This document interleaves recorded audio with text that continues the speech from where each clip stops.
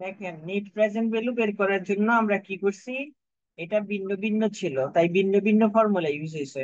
আর এখানে ছিল একই রকমের, একই রকম থাকাতে আমাকে এনইটির ফর্মুলা ইউজ করা হয়েছে। আর কেন ক্যাশ এটা দিয়ে সরাসরি অঙ্ক হয়েছে, কারণ অঙ্কে ট্যাক্স রেট এবং কি অঙ্কে নাই হচ্ছে স্টেট ট্যাক্স রেট ও স্টেট লাইন মেথড, এটার কোনো কিছুই নাই। এই দুইটা না থাকলে সরাসরি এগুলাই হয়েছে এনসিপি। তাহলে প্রথমে আমি এগুলাকে নিয়ে ভিন্ন ভিন্ন ইয়ারে ভিন্ন ভিন্ন আছে নেট প্রেজেন্ট ভ্যালু বের করছে হচ্ছে এই ফর্মুলা ইউজ ইউজ করে। তাহলে প্রথম বছরের জন্য 8,000 ছিল, পরের বছর 6,000, তারপরে হচ্ছে 2,000, তারপরে হচ্ছে 3,000। এইভাবে আমি নেট প্রেজেন্ট ভ্যালু এটাকে আমি বের করে ফেলছি। এখন পরেরটা প্রজেক্ট আর এ দেখি সব বছর 8,000 টাকা করে আসবে। তাহলে 8,000 টাকা প্রত্যেক বছরই যদি সমান থাকে, তাহলে প্রত্যেক বছর যদি সমান থাকে তাহলে 8,000 টাকা এটা দেওয়া আছে। তো এটা থেকে আমার ইউনিটি ফর্মুলা আমি ইউজ করছি, করার পর আমি এখান থেকে বের করে বাদ দিছি। এখানে যদি তুমি চাও এই ফর্মুলাটা ইউজ করে করবা, এই ফর্মুলা ইউজ করলেও একই ফর্মুলার একই আনসার মান আসবে, দুইটা একই রকমের মান আসবে, কিন্তু এনইটি ফর্মুলা ইউজ করে আমি অঙ্কটাকে এনইটিটা করে দিলাম, অর্থাৎ নেট প্রেজেন্ট ভ্যালু বের করছি। এখন অঙ্কে আমাকে আইআরআর বের করতে বলছে। তাহলে আইআরআর কি করতে হবে, প্রজেক্ট সি এর জন্য বের করতে হবে, প্রজেক্ট আর এর জন্য বের করতে হবে। আইআরআর বের করার নিয়ম হইছে, আমি যদি কোনো অঙ্কের পজিটিভ এনপিপি পাই, পজিটিভ এনপিপি পাই, নেট প্রেজেন্ট ভ্যালু যদি আমরা পজিটিভ পাই তাহলে নেগেটিভ বানাইতে হবে। তাহলে নেগেটিভ যদি বানাই তখনই আমি আইআরআর ফর্মুলা ইউজ করতে পারবো। তাহলে প্রথমে আমি সি এর জন্য পজিটিভ কত পাইছি, 1256। কত পার্সেন্ট নিছি, 12%।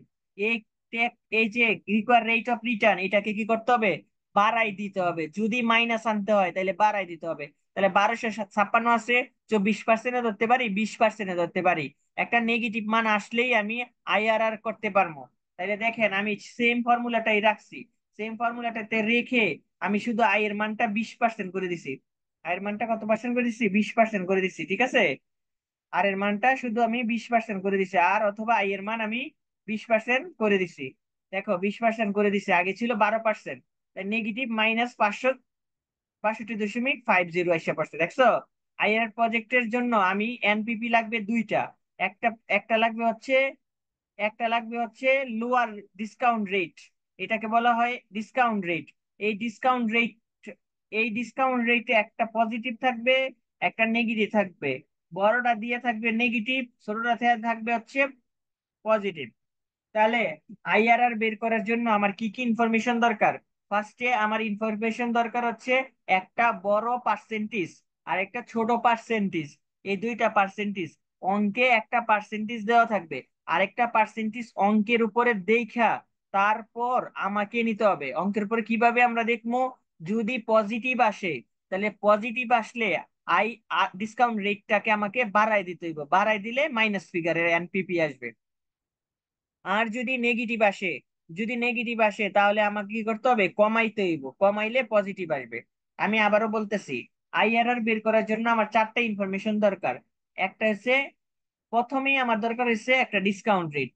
তাহলে ওই ডিসকাউন্ট রেটে অঙ্কটা করার পরে, এনপিপি বের করার পরে এনপিপির যে প্রেজেন্ট ভ্যালুটা বের হবে, ওই প্রেজেন্ট ভ্যালুটা কি পজিটিভ হয়েছে নাকি নেগেটিভ হয়েছে এটা দেখতে হবে। তাহলে যদি দেখিয়ে তাহলে আমি একটা পাইছি, তারপর একটা ছোট অথবা বড় নিতে হইব। তাহলে দেখেন, আমি এনপিপি বের করছি হচ্ছে কি 20% দিয়ে। সি এর জন্য অলরেডি একটা বের করা আছে, সি এর জন্য কত বের করা আছে, সি এর জন্য পজিটিভে 1256। তাহলে এখন আমি চেঞ্জ করে দিছি, তাহলে দেখেন মাইনাসের আসছে।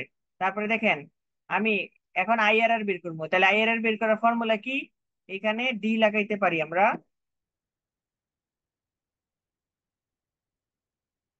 এখানে ডি,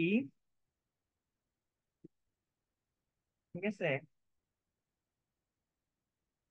তাহলে দেখো, এই যে দেখো আই এর formula, discount rate, lower discount rate মানে কমটা, ছোট যেটা ধরছি। তারপরে হচ্ছে দেখো এনপিপি অফ লোয়ার রেট, তাহলে এনপিপি লোয়ার রেটে কত পাইছি, এই যে এটা পাইছি 1200 কত, 1256 টাকা। এটা হচ্ছে কমটায়, ঠিক আছে, এটা নিবো আমরা। তারপরে দেখো, তারপরে এনপিপি অফ লোয়ার, তারপরে হচ্ছে হায়ারটা কোনটা পাইছি, হায়ারটা পাইছি এই যে এইটা, কোথায় গেলাম, এই যে হায়ার হয়েছে এইটা, হায়ার হয়েছে কোনটা, এইটা 500 মাইনাসের 500 62.5। তারপরে হায়ার ডিসকাউন্ট রেট থেকে লোয়ার ডিসকাউন্ট রেট বাদ দিছি। তাহলে দেখো আইআরআর পেয়ে গেছি সি এর জন্য। দেখো তো আইআরআর বুঝতে পারছো কিনা? আইআরআর বুঝতে পারছো কিনা, কথা বলো। আইআরআর বুঝতে কারো সমস্যা আছে? জি ভাইয়া, বুঝতে পারছি। তারপরে দেখো 6 ভাবে এখন সি এর জন্য বের করছি, এখন আর এর জন্য বের করবো। তাহলে ফর প্রজেক্ট আর, তাহলে আই এর জন্য আমরা বের করতে চাইতেছি। তাহলে আই এর জন্য কি হবে, ডিসকাউন্ট রেট সেম থাকবে 20%, যেটা যেটা দিয়ে আমরা করছি। তাহলে দেখো এটার জন্য মাইনাসের আসছে। তাহলে মাইনাসের আসার পরে আমরা ফর্মুলাতে বসাইছি, বসানো 15 দশমিক আসছে। এখন আমাকে বলছে প্রজেক্ট কি অ্যাকসেপ্ট করতে হবে কিনা না। নেই, এখন মিউচুয়ালি এক্সক্লুসিভ বলছে। যদি কোনো অঙ্কে মিউচুয়ালি এক্সক্লুসিভ বলে, তাহলে যেটা ছোট আর বড় এটা তুলনা করতে হইব। এনপিপি যদি বড় হয় তাইলে হচ্ছে অ্যাকসেপ্টেড। আইআরআর যদি কস্ট অফ ক্যাপিটাল থেকে বড় হয় অথবা ডিসকাউন্ট রেট থেকে বড় হয় তাহলে অ্যাকসেপ্টেড। তাহলে এনপিপি দিয়ে আমরা প্রজেক্টের একটা কমেন্ট করছি। এনপিপি আর হইছে প্রথমেরটা কি বড়, আরেকটা বড়। তারপরে এনপিপি সি এরটা হইছে ছোট, তাই project are should be accepted. যা ছোট করে একটা লাইন লিখে দিছি, ওকে? বুঝতে পারছো কিনা এই অঙ্কটা? এটা বুঝতে কি আর সমস্যা আছে কারো? না ভাইয়া। সহজ আছে, পারবা। এই অঙ্ক চ্যাপ্টার তো অনেক সহজ, কঠিন কিছু না। নাও এখান থেকে ছবি তোলো, এখান থেকে ছবি তোলো।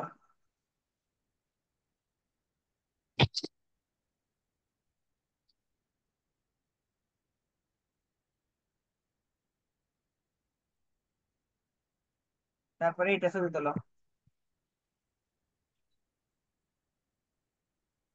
এটা হলে,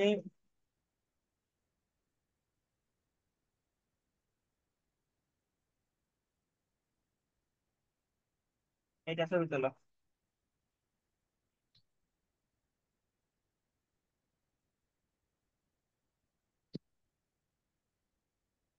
এটা হইছে ইন্টারমিডিয়েট ছিল এটা। তারপরে বাকি এটা ছবি তোলো।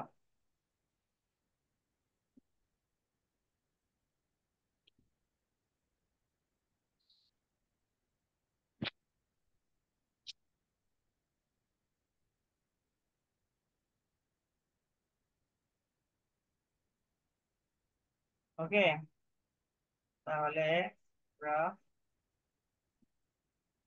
দেখো 3 নাম্বার দেখো। তা আফটার ট্যাক্স ক্যাশ ফ্লো ভাইয়া দ্য টু। আজকে আর করাইল না। আচ্ছা ঠিক আছে, তাহলে আজকে কাইটে দিলাম। ঠিক আছে, ওকে। আমাদের আচ্ছা এই ভাইয়া। প্রিন্টারটা লাগবে। ভাইয়া থ্যাংক ইউ। ভাইয়া ভাইয়া, আমাকে একটু হোয়াটসঅ্যাপ গ্রুপে অ্যাড দিয়েন ভাইয়া। আচ্ছা ঠিক আছে, তুমি আমার নক দাও, আমি তোমাকে লিংক দিতেছি। আচ্ছা ভাইয়া।